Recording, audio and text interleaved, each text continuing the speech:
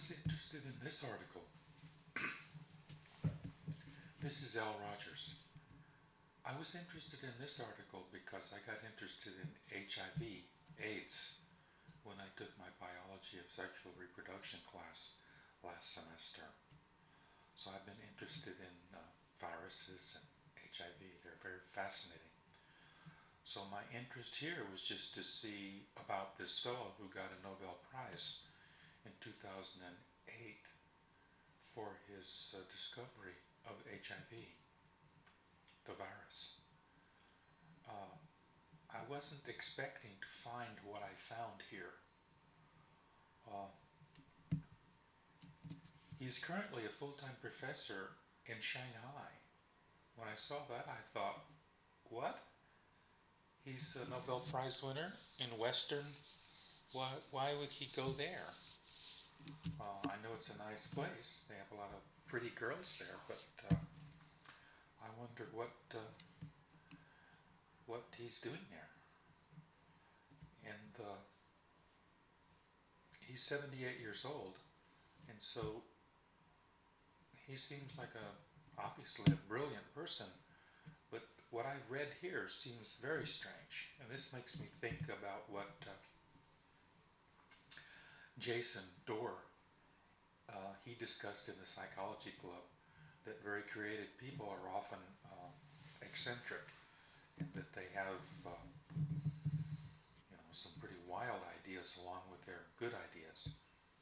So I find that very fascinating, and this fellow seems to be falling right into that category of creative people who are a little strange. He seems to have gone off the deep end. Who am I to judge? But as we go through this, maybe you will see what I'm talking about.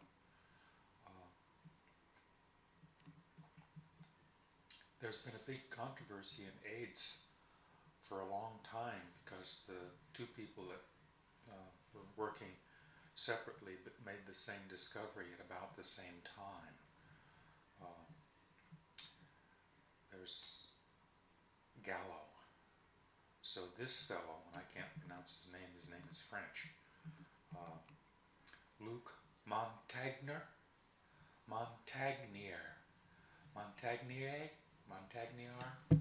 don't know how to pronounce it. So the discovery of HIV, and there's this fellow here, Robert Gallo. I was surprised to find out that in the 2008 Nobel Prize, Robert Gallo was left out. He wasn't mentioned, which is very weird because everyone, and they've been talking about it for years, think that they did about the same thing at the same time. And supposedly there was some implication that Gallo had stolen something right here, many years of acrimonious dispute.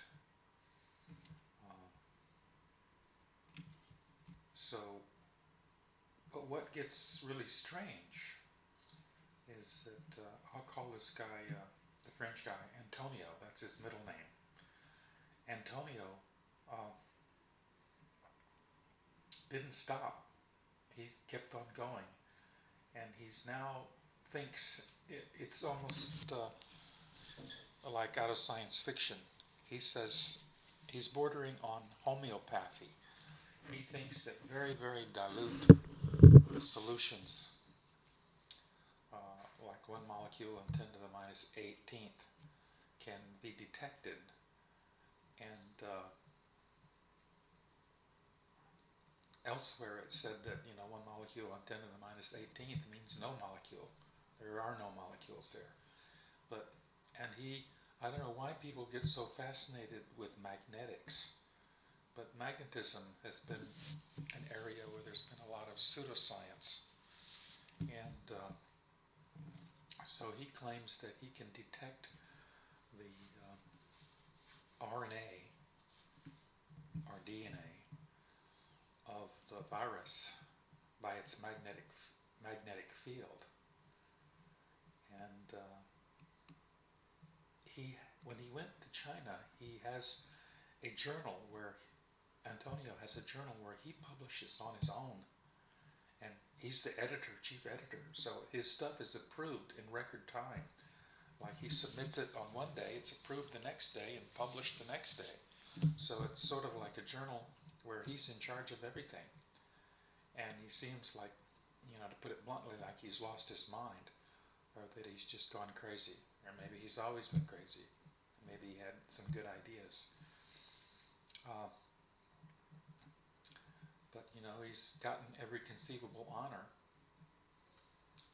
I like to think that people like this, like I think he was before I read this, that, they're just logical thinkers and so forth, and they just come up with brilliant ideas.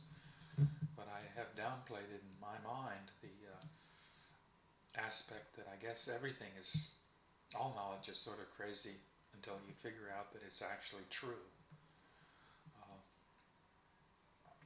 But I'll read this here, or part of it. It says on the 28th of June, he spoke at a conference where there were 60 Nobel Prize winners to discuss the latest breakthroughs in medicine, chemistry, and physics. He stunned his colleagues when he presented a new method for detecting viral infections that bore close parallels to the basic tenets of homeopathy. Although fellow Nobel Prize winners who view homeopathy as quackery were left openly shaking their heads, Antonio's comments were rapidly embraced by homeopaths eager for greater credibility.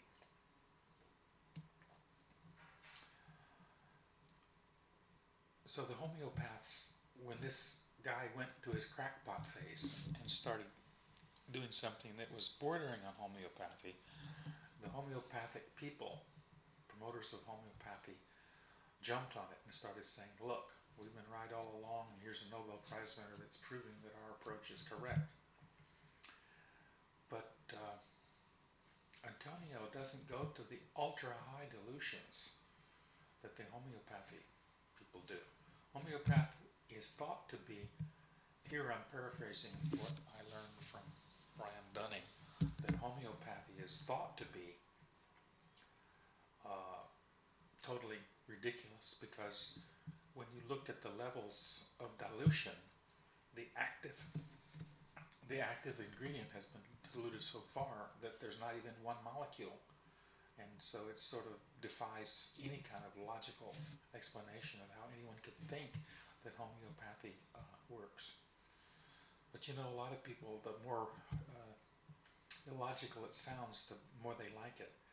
Like, I have no idea what homeopathy, why the people that promote it are doing it, except maybe to draw attention to themselves, to make money out of the gullible. But it's shocking that this guy here, Antonio, it says, okay, here, I'll read this part. Okay, we find that with DNA, we cannot work at the extremely high dilutions used in homeopathy. We cannot go further than a 10 to the minus 18th dilution, or we lose the signal. But even at 10 to the minus 18th, you can calculate that there is not a single molecule of DNA left, and yet we detect a signal. So this is insane talk. There's no molecule left, but you can still detect it. What are you detecting?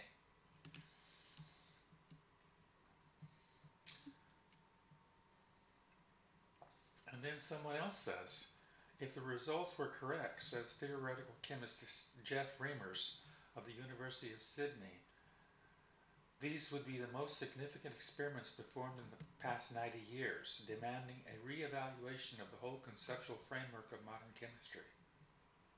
Now this sounds completely insane. This guy Jeff Reimers sounds like he's like a nut that's come out of the woodwork to say stupid things.